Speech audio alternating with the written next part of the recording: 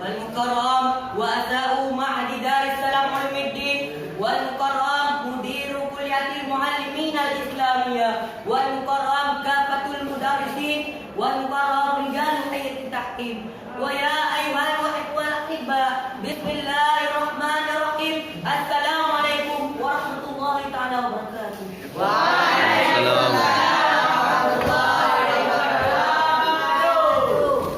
ولقد اشتهر أستاذ محمودي بمواهبه الإلزام، ولقد اشتهر أستاذ ترمذي بلطفه بالكلام، ولقد اشتهر ولي الفصل بأخلاقه الكريمة، ولكن العلم الدين مشهور بإجابة السلام. وأنا أعيد السلام عليكم.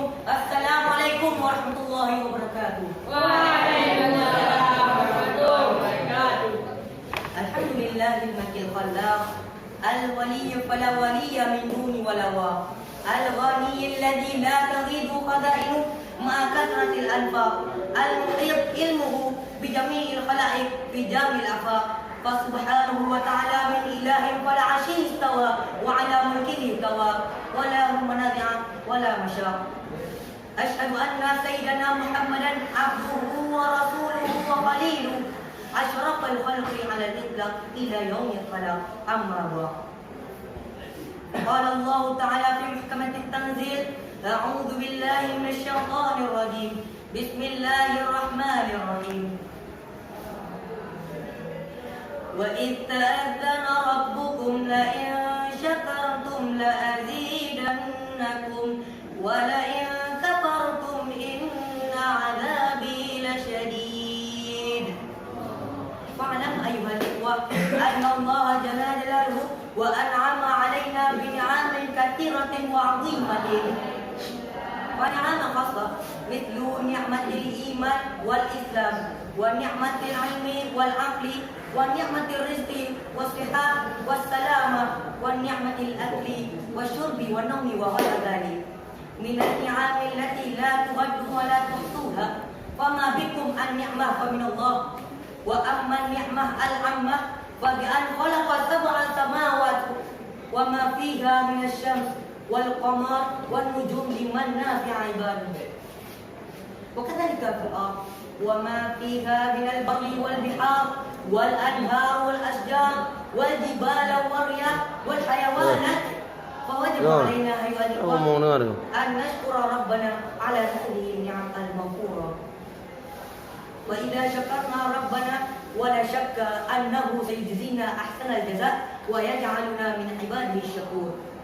وأما إذا كفرنا نعمته فقد حق علينا غضبه، نعوذ بالله من ذلك. ومن لم يشكر نعمته فقد عرضها للزوال، كما ورد في الحديث: الحمد في النعمة أمان من زوالها. وقال شعير: إذا كنت في نعمة فرعها فإن المعاصي تزيل النعم، وهم عليك يشكر إله فإن الإله سريع النقاش. يا معشر المسلمين رحمكم الله، وإذا أتانا السؤال: ما معنى الحقيقي من كلمة الشكر؟ ما معنى حقيقي من كلمة الشكر؟ فمعناه الحقيقي ثلاثة: أولا تعبير باللسان، وقول كلمة الشكر لتفضيل له. فوجب علينا أيها الإخوة أن نشكر في كل حال من شفتينا ولا ننسى ذلك. ثانيا إظهاره بالفعل والعبادة وأخلاقنا إلى مخلوقات الله. وإذا ربينا تربية حسنة على أعضائنا فيكون الأعضاء صالحين، وإذا حسنت أخلاقهم حسنت عبادتهم، فيكونون محسنين لآبائهم وأمهاتهم وأصحابهم وأمهاتهم. وإذا عملنا وأخلصنا كل شيء للأمة فكل شيء لله تعالى. ثالثا تكوين الشكر كاليقين في قلوبنا، فوجب علينا أيها الإخوة أن نكون صادقين ومتيقنين فيما عملنا في هذا المعهد الحبيب.